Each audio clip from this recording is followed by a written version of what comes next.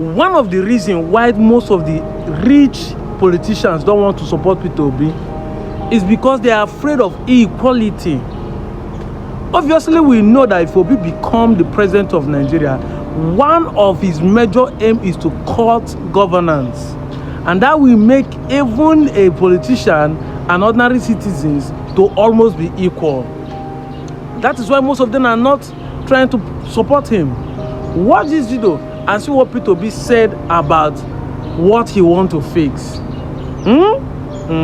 Your richest state in America is California, with a GDP of 2.6 trillion, 6 times Nigerian GDP.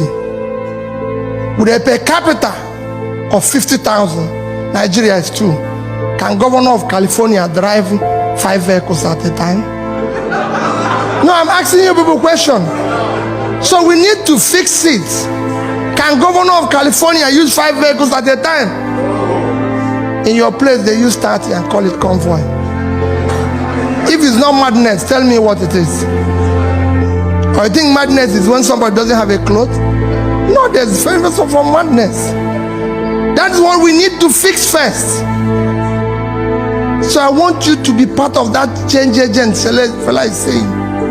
Let people have souls and care for their people.